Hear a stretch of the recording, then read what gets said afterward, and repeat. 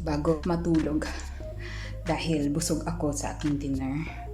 Ang ginagawa ko is magtunaw lang ng calories kasi medyo napasobra ang busog ko ngayon, kaya binalansi ko na lang siya sa kunting exercise. At tulad na lang sinasabi ko, kahit maiksing oras is pasok pa rin yun.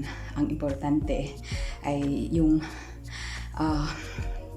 na-satisfied yung katawan mo sa ginawa mong exercise. Katulad niyan, ang importante pag lumabas yung pawis mo is good enough. Kasi ito yung result niya. Ayan. Tumulo yung aking pawis talaga. Imagine, napaka-easy. Ilang exercise lang yung ginawa ko. Mga 4 na klase ng exercise. At 10 counts lang siya. Ang importante lang kasi talaga doon is hit mo talaga yung mga muscle mo. At hindi na sayang yung bawat galaw mo na ginawa mo. Kasi sulit yung effect niya. Itong pawis na lumabas, ito yung calories na lumabas sa katawan mo. Napakaganda. Diba? Ayan. Pinawisan talaga ako. Ayan. Kapag pinawisan ka kasi talaga sa ginawa mong exercise, is iba yung pakiramdam mo. Legit talaga na satisfied ka. Ayun na. So, yun lang. Bago ako matulog, so yun ang ginawa ko. At least nabawas naman ng kinain kong calories today. So yun lang. Yun lang ginagawa ko kasi sa challenge na ginagawa ko na sa pagpapapayat at kasama na rin doon ang pagpapatone ng muscle.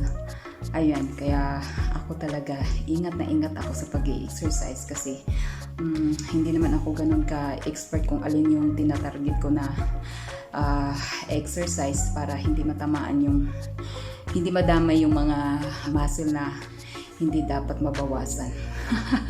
Especially yung sa glutes ko. Ayaw ko talaga na madamay siya kasi hindi kasi ako pinagpala sa magandang puwet, kaya medyo sensitive ako sa mga exercises na ginagawa ko. Pinipili ko lang talaga. Ayun.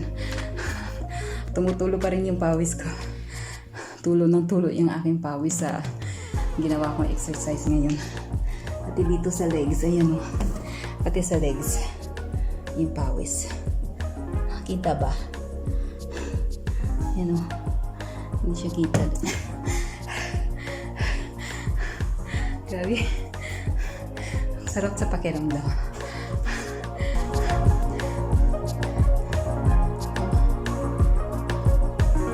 Diba? Whew. Ayan siya.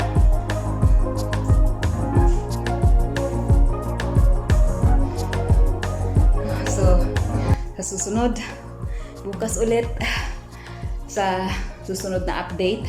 Kita-kits ulit doon sa bagong video ko bukas. Maraming salamat sa panonood ulit at sa inyong pagsubaybay na rin. Thank you so much sa panonood and God bless po sa ating lahat. Ito ngayon ang update ko sa araw na ito. Ito na yung update ko sa day 2 na ginawa ko. Ito ngayon na exercise.